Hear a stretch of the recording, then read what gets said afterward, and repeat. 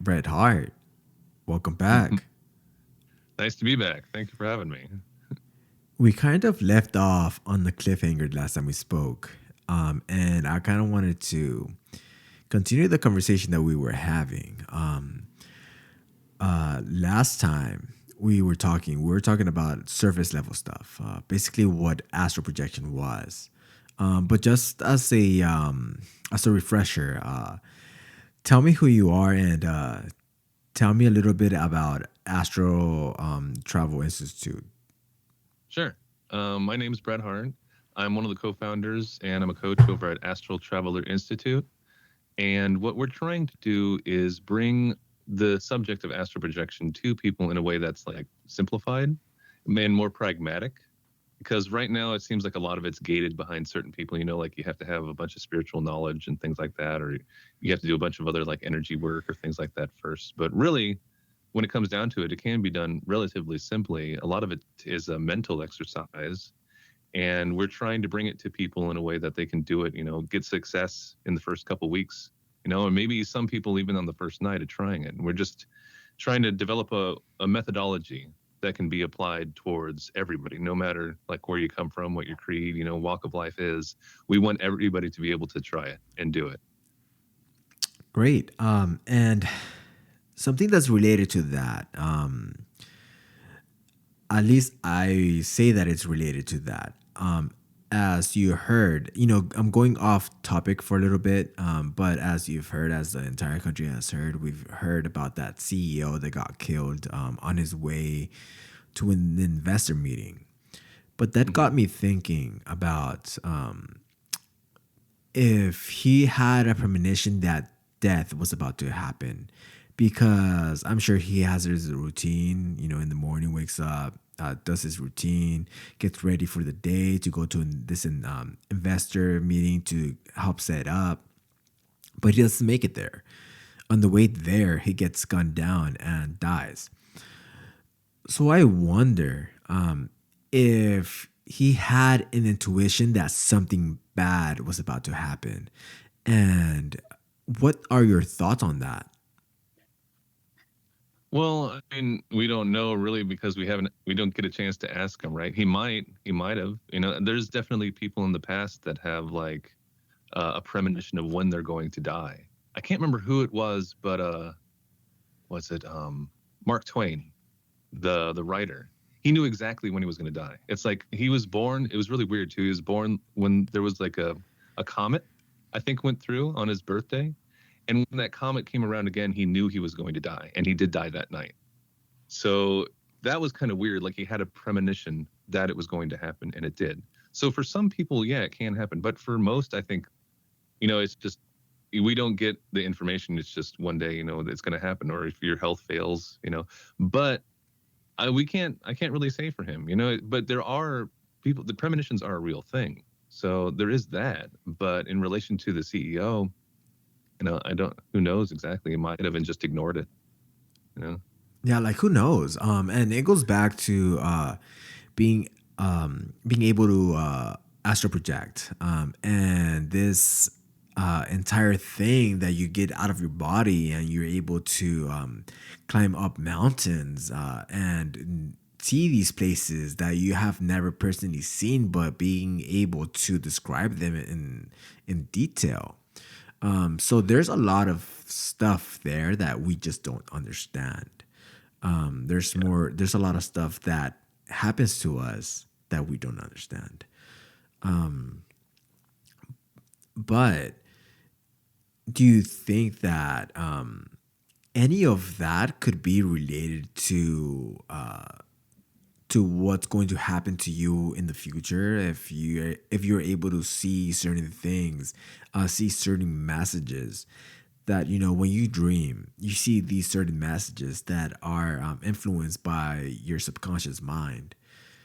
Mhm. So is that closely related to being able to astral project and what you experience while experiencing this phenomena?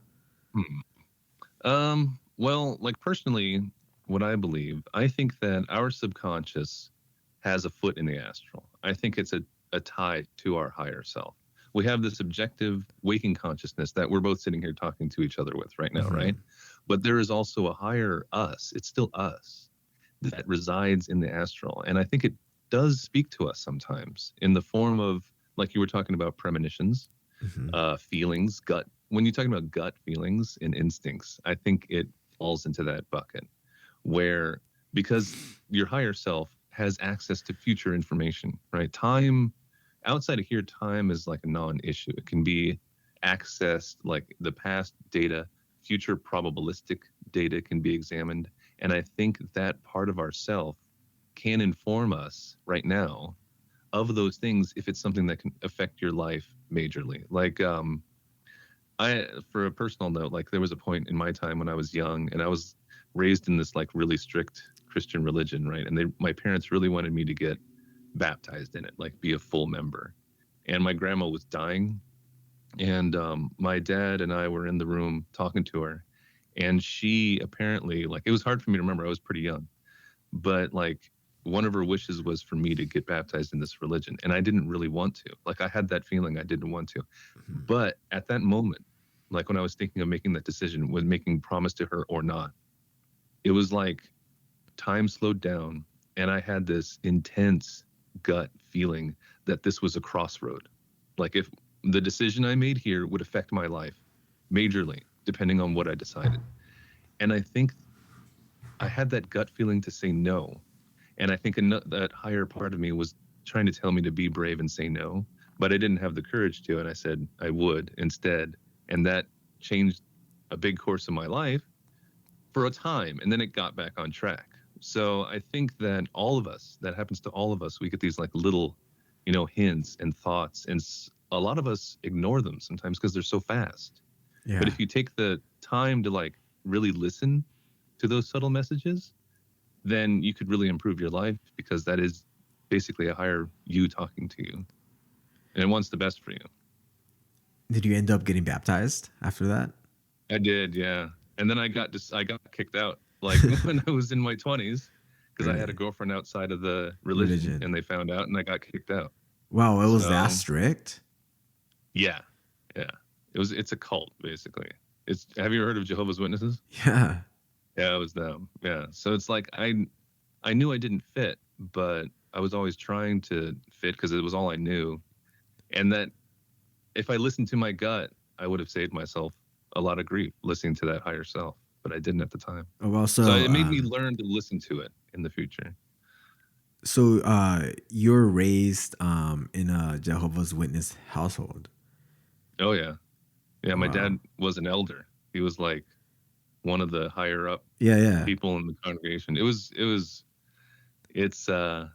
yeah, it was something. It was really strict. It was tough. So like they don't celebrate birthdays or something, right? No birthdays, no Christmas, no holidays at all. That's Just the crazy. memorial of Christ's death. That's it.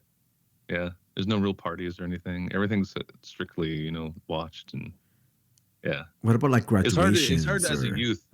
Huh? what about graduations? Because don't they celebrate like Graduation's okay. yeah, Yeah. like certain accomplishments, right? Yeah. Yeah. Those are Okay. fine. Yeah. Just holidays and birthdays. Wow. Yeah. That's I don't know. That's So, but like I'm glad I got kicked out, because it's like it let me explore other things, right? yeah. I never thought it was the truth. Like they kept pushing it as the truth, and I never thought that it was. But it made me wonder, okay, what is the truth? Like what is, like, I want to go out and try to find out for myself. And that got me interested in astral projection. So if I didn't go through all that, I wouldn't be as interested in this subject now, probably. So it worked out, it led me to find the subject and try to go out and see if I can find out for myself what is right and like what is true and false.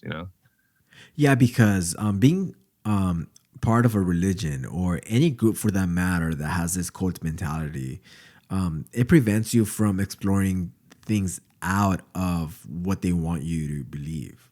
Yes, Yeah. exactly.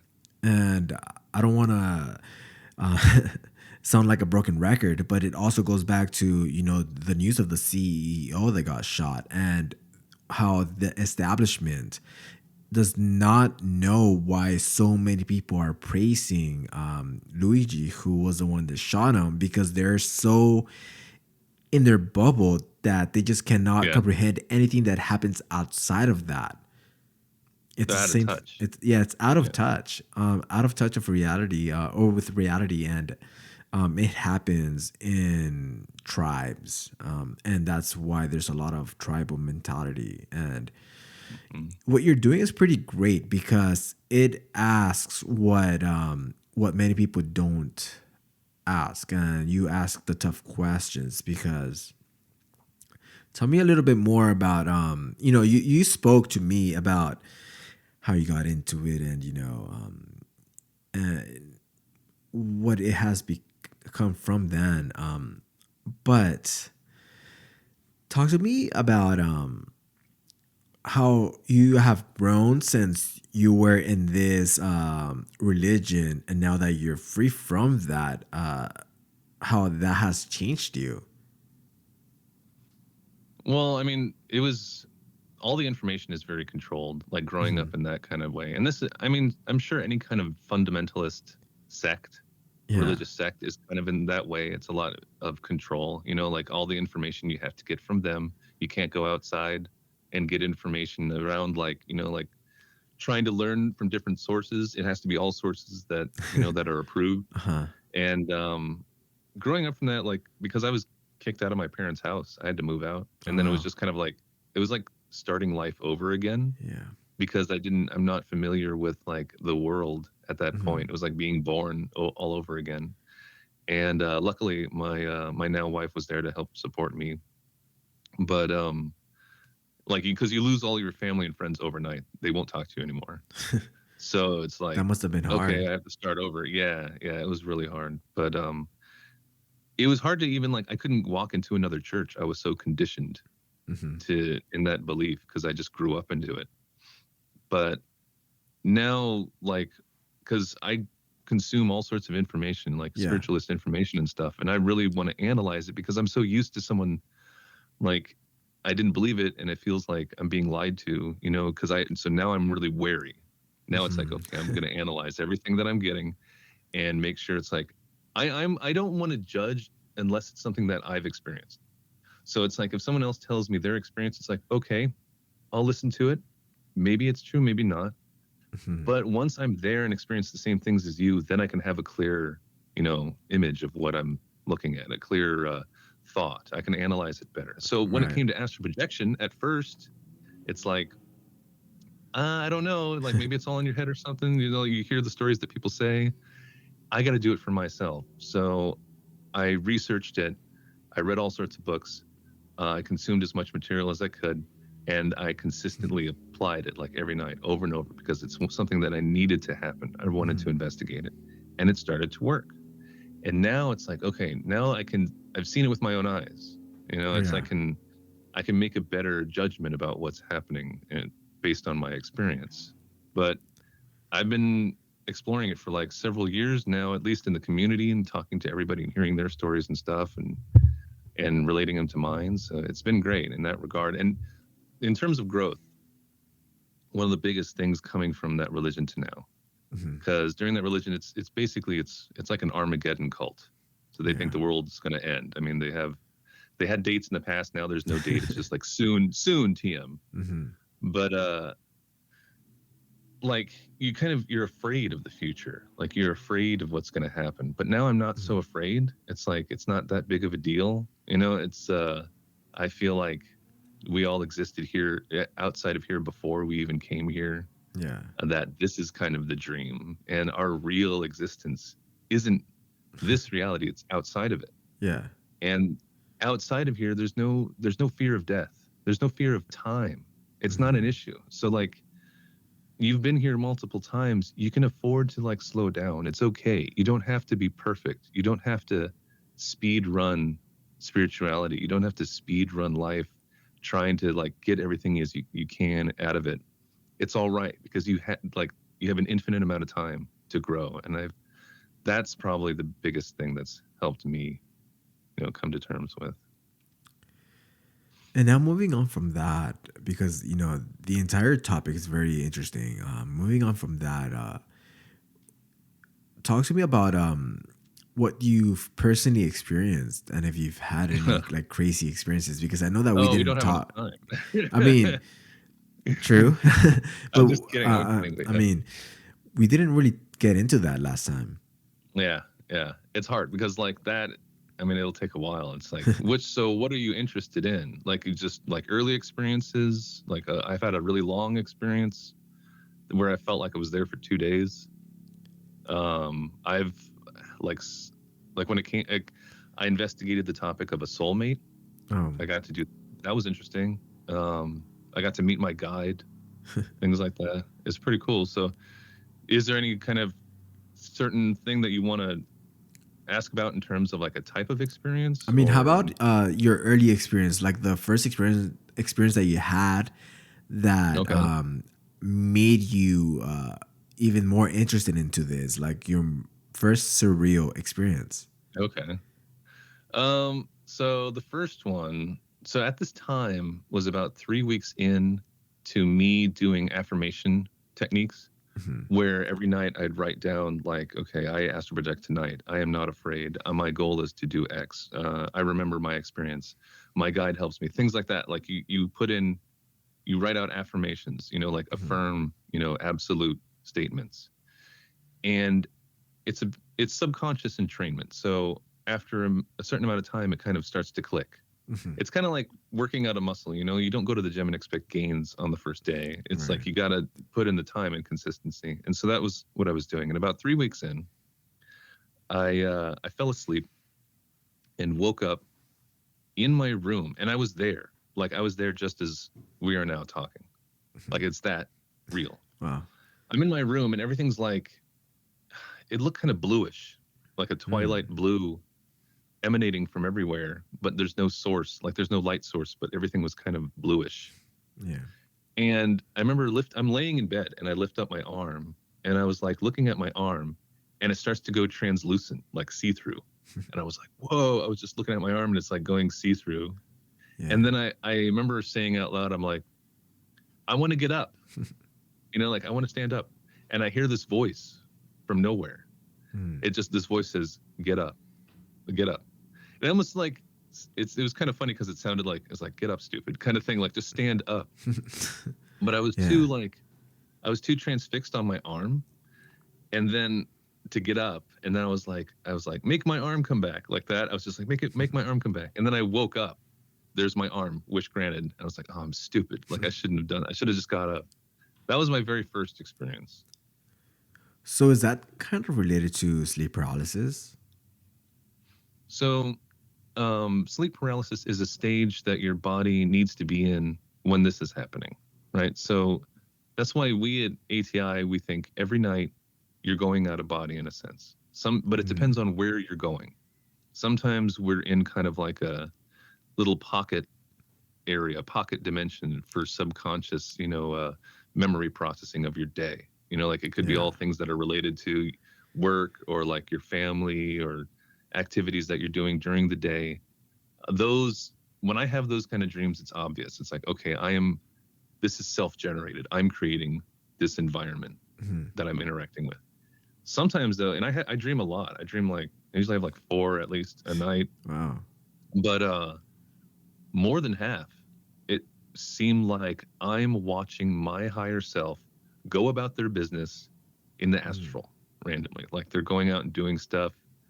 And it's because when I've gone out of body, I've run into the same kind of like architecture and things like that as when I'm dreaming about these excursions. The only difference is in those dreams, I'm not fully there. It's like I'm watching, Yeah. watching myself do these things. But like it'll be weird. It's like a lot of Mm. like schools or entertainment, like parties and like presentations and huge buildings, massive architecture. That's a big giveaway. It's like when there's just huge architecture and this stuff I Mhm. can never think up. I can never dream this stuff up. Crowded with thousands of people. It's like I don't know any of these people, but like my higher self does. It's so If you want me to go into other experiences, I can talk about a little bit more about that. But did you have a question in Uh, regards to the? I mean, okay, so you've told me about your first surreal experience. Have you had any experiences that you've been terrified from? Uh, yeah, I had a really good one. I have an awesome one. So, and it's hard to talk about this because like people that are interested in this topic, I don't want to scare them away from the topic. Yeah.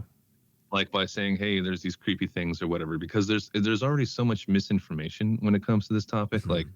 oh, like your silver cord can be cut and you'll die, or your body will be possessed, and by a demon or something. Like It's not going to happen. like the in or what is it? Freddy the Nightmare on Elm Street. Yeah. Or Yeah. yeah, like some demon's going to attack you in your Yeah. dreams or something. No, it's not. It's like it's so much different than that, and it's not a big deal. Like the worst that can happen is you wake up. Hmm. It's not a big deal. But so in this particular instance, it's a little creepy, but the ending is good. So when you talk about negative entities, right? You've Yeah. heard about that, right? Hmm. Like the boogeyman kind of thing. So there's different classifications of things. When a lot of people go out of body and they're paralyzed and they see like a sleep paralysis demon or Hmm. whatever, right? Like some kind of imp gets on their chest and stares at them. A lot of those, um, there's a thing called the guardian of the threshold, and it could be almost like akin to like an anti-cheat engine. It doesn't seem like a entity. It seems more like a feature, like a built-in thing that reacts to your anxiety. So if you were Yeah. paralyzed and you're like, you're freaking out, this thing will feed off of that to create something to scare you to wake you up. Hmm. And all it is a test. That is a test. So if you're chill, you have to be chill enough to ride this ride, basically. Right. Because if you're going outside of here into a place where it's all controlled by thought and emotion, being able to control your emotion means you won't affect the environment around you. You won't be a nuisance, right? So it's a Right. test. But then there's legit entities that like feed off of your energy, Mm. emotional energy. It's like Monsters Inc. You've seen that show, that movie, right? Monsters Inc. Yeah. Yeah. Where they scare kids and like they get energy from it. It's Yeah. almost like that. I'm not kidding. It's almost like that. Uh, so this one instance, I was dreaming at the time. I was dreaming that I was a little Japanese kid. Mhm. Then I went to school, and in this room there was, I remember the door, and on the right side there was like the bill or the blackboard and everything. Right. And on the left hand side there was like bunk beds going around the room and a big center in the middle to like with a big mat that kids were playing on.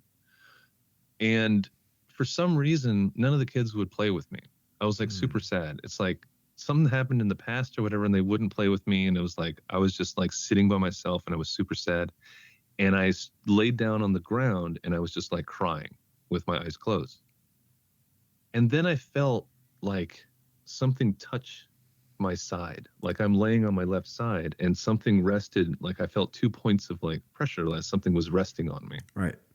And I opened my eyes, and the whole room's dark. All the kids are gone. It's just black in the room, and I could kind of see, Hmm. but it was super dark, like no sound. All the kids were gone, and a minute ago they were playing. And so I was like, okay, something's on me. So I turn over, and I see this thing, like it was prostrated down. It was like kneeling down, and it had two, instead of hands, it had stumps Hmm. laid on my side. And as soon as I see this thing, I went lucid immediately as soon as I saw it. And I started to stand up, and so did this thing started to stand up, and it was really tall. And it looked like a thin, emaciated woman with like wide hips. It was just really bony, very thin. It had like rags on its waist and rags on its chest, Yeah. gray skin. It didn't have hands, it had just stumps like there instead. And then I looked up, and its head, it had two necks that came up to form like this bulbous head, and it with two giant eyes, two massive eyes with just a Mhm. black points like staring at me. It Yeah. had no mouth. and it had like scraggly gray hair. And this Huh. thing just, as it was standing up, and I was standing up looking at it, it started, a chant came out of it.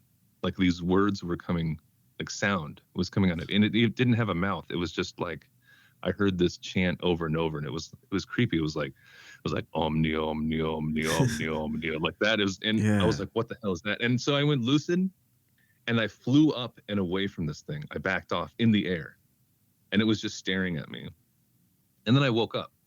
All right. So I woke up and I was like, what the hell was that? And I got up. But the weird thing is, I woke up and I could still feel it in the room. It was still in the room, like Hmm. legit. I could feel a presence there. Something was in my room and I was awake. So I get up and I'm like, I went to the bathroom and I got some water and everything. And I was trying to go back to sleep. Wow. And it took like a half an hour to fall asleep. So I fall asleep and I enter another dream and I'm the same kid again, but I'm in a different house. It's like felt like a traditional 2-story, like Japanese house. Hmm. And I had a, like a luggage container and I was putting clothes in it. And I sensed that something was behind me. I turn around and there that thing was again, standing there. And it was just staring at me. But I wasn't afraid of it. And I looked and I was like, just get shoo. I was like, get out of Hmm. here. And it left. Yeah. So I thought about it and I was like, okay, what was going on? And what I think was happening was I was having this dream, right? Where I was observing, I don't know why I was a kid, but I was experiencing a really strong emotion of sadness, right? And this Yeah. thing, I think it saw me. I think it was coming through and it saw me experiencing like this strong emotion, and it stopped to absorb that emotional energy from me. And I think that's why it was just placing its hands on me. It never hurt me. It just placed its like stumps on me and was like absorbing that sad energy. And I Wow. think when I woke up and I sensed that it was still there, well, first in that dream, I went lucid and saw it, right? I don't think it was uh, expecting that at all. Yeah. And I woke up, and when I fell back asleep, it showed up again because I think it was just curious that I noticed it, Hmm. and then it left. So it looked terrifying, like it was really creepy looking, but in the end, it didn't hurt me. I think it was just taking that opportunity to feed, to get some kind of energy nourishment out of that emotion, and then it left. It's almost like you don't blame a wolf for killing something, right? Like it's running Hmm. on instinct. Yeah. It felt like these things kind of run on instinct. Like this is just what they do to get by. But but yeah, that one was the weirdest looking one that I saw for sure. Could it be possible that it's just your thoughts manifesting into these experiences? Well, I don't think so because it was in the room when I woke up. Like it was there. I can, have you ever felt being watched? Have you ever felt watched? That Yeah. feeling of being watched? That when I woke up, that was extremely strong. It was there, like watching me in the room outside of phase. Like it was invisible, but it was, in the near physical or whatever, just outside of the physical watching me somehow. So you woke So up I don't think so. and you continued to feel what you were feeling in your dream. I wasn't sad or anything. I woke up and I was me. Like I was just kind of like, okay, that was weird because it was intense. Yeah. And I went lucid. So I was in the dream and I wasn't aware. I saw this thing and I confronted it and I flew back and I forced myself to wake up and I did. And I could still feel it in the room waiting. And then when I went back to bed, it was like as soon as I fell back asleep, I was back in a dream and it was right there waiting for me and just observing me. I think it was just curious and then it Mhm. left. But no, that is definitely not in my head. I can never dream of anything like that. And also having multiple dreams as the same, like setting Mhm. doesn't usually happen a lot for me. Um, but yeah, I don't know. That one was weird. I've also had another one that was freakier or about as freaky. That was short. If you want to hear that one too, people Go like ahead. those stories, right? Go ahead. So when I'm talking about the guardian of the threshold before, right? Like it Yeah. tests you to make sure you're calm. I had an interaction with that was like scarier than that creature that I saw. I had woken up in the astral, and I didn't even know I was in the astral. I was like, it's called a false awakening when Right. that happens. So I woke up and I was like, oh, my shoulder felt weird. Like I had like this energy building up in my shoulder. So I sat up and I was like rubbing it. I'm like, this is weird. And I didn't even know that I was technically out of body. I thought I had woken up in my room. Everything looked the same. It was Yeah. just dark. So as I sit up, my wife's next to me laying there away from me, right? So she's laying away and then she starts to sit up like the same time I am. And I was already kind of anxious of my shoulders. And she sits up and she's looking away from me. I can't see her face. And I was like, oh, I was like, do you need to go to the bathroom or something? And then she, 180 immediately and like was starting to choke me. She just would, and like it started choking me and I lost vision. So like this immediately, it was instant, like not even a second, boom, on me, choking me. Oh. And I couldn't see. And then I just hear this, it said like a pet name in a creepy voice. And I heard that it was like all creepy saying. And I was like, oh, that's just weird. I don't like that. But instead of like being super scared, it was like, man, I was technically out of body, but Hmm. then this happened and now the experience is kind of wasted because it's like now I just want to wake up. It feels like it's ruined, you know? So I was like, I'm just gonna wake up now. And I did. So it's like even when those things happen, you can just wake up. You know, you're not gonna get like hurt. I didn't have any marks on my neck. It wasn't like a big deal. But at the time it was like it's like takes you by surprise because it's so freaky and weird. Right. But just be courageous, basically. So before you actually go into these streams, and before you go to sleep, do you have an idea of what you want to experience, or do these things just happen? They just happen. Like I wish, like I go to bed with intent and stuff, and sometimes, like lately, like life gets in the way. You don't do your practice as, like seriously as you should. Mhm. And if you're kind of half doing it, your subconscious is like, well, I don't need to do that much work because you're only half doing it. So it, to get back on the horse, I got to be a lot more serious, and Mhm. like do it like I was doing before. I just don't have that many goals right now of what I want to do. But when it comes to the dreams, it's like super random, man. I'll have a Mhm. bunch of them and they're all weird. But I've had like when you're talking about negative entities, like even in my dreams, sometimes they'll come in and it's usually like it's almost like WWE or something. It's like Yeah. a music comes on, like creepy music or something, and then it's just like boom, they show up. But I got to the point where it's like, and this only happened like a few times, like a handful of times. I just walk straight up to them because I'm gonna throw them out. And as soon as I touch them, I wake up. It's like I'm just gonna eat them out of my dreams, but as soon as I touch them, I wake up. So there's this video game. I forgot what it's called or who created this video game, but there's this video game that someone created from all of their nightmares. And I don't know if you've actually heard about that. So there's this scary video game that someone created. It's a PC video game that someone created about all of their nightmares and how they feel, and I suppose that your I don't know what it experiences, is. yeah, I suppose that your experiences may be kind of related to that. You're basically in this video game and you're experiencing all of this, and it's not always scary, but it may have like a lasting effect on you, right?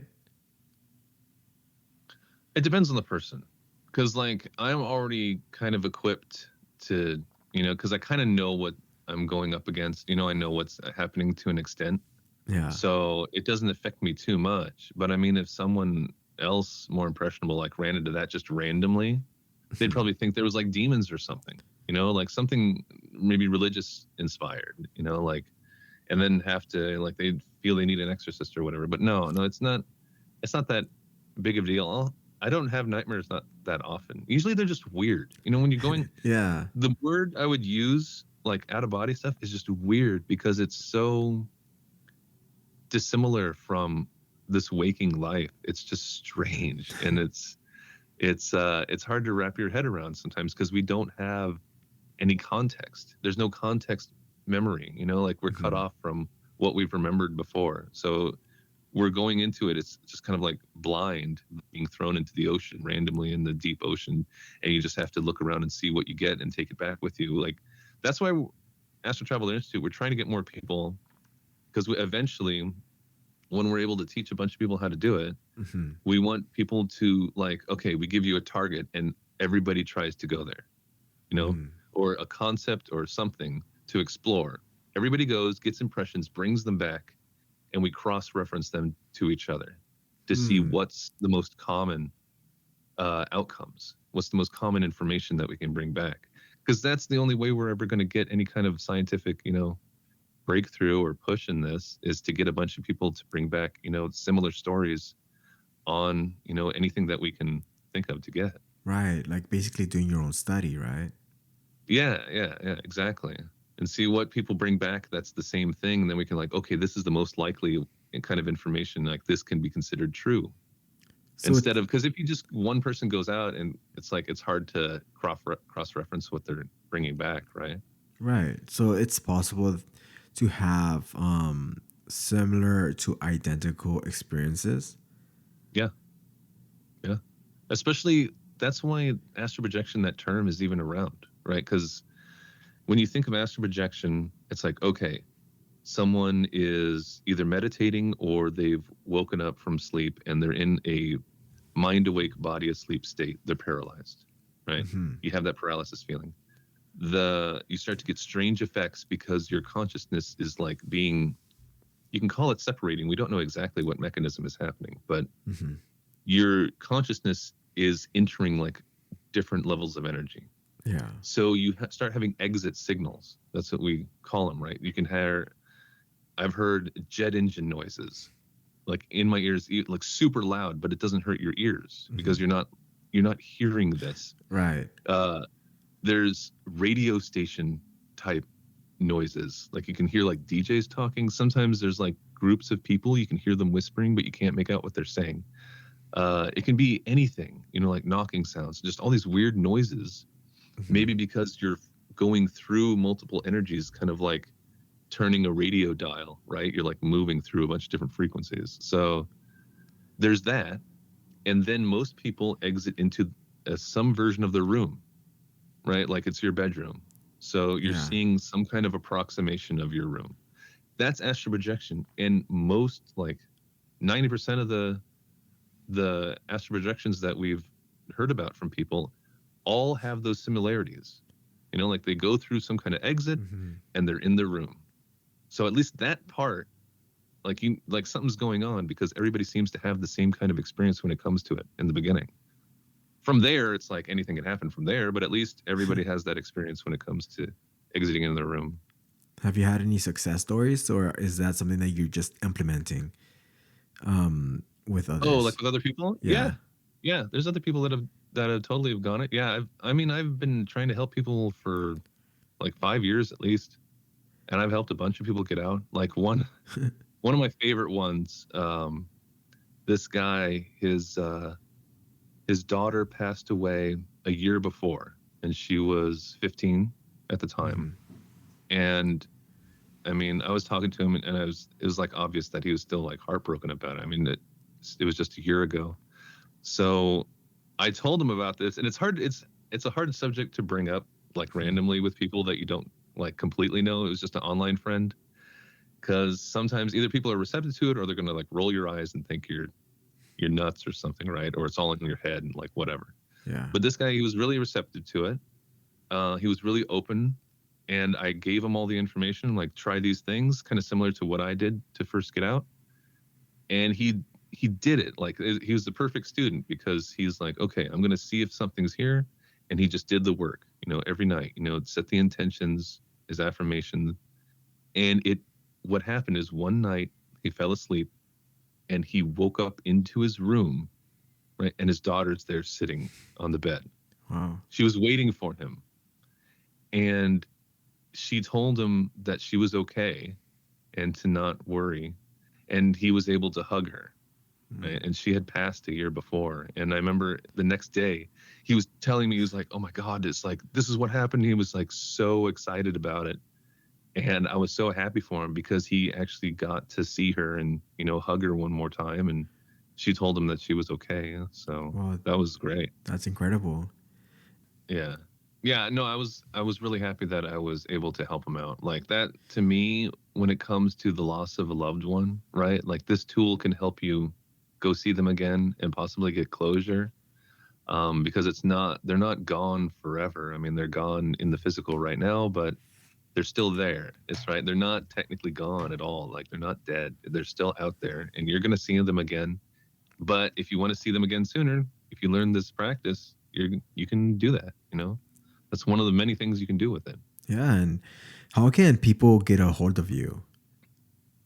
So if you go to our website, astraltravelerinstitute.com, we have a free course called The Blueprint, and it should contain everything that you need in order to get out of body, at least to start your practice, right? We do offer more available through memberships in terms of other timers that we use and other information. We have another course as well.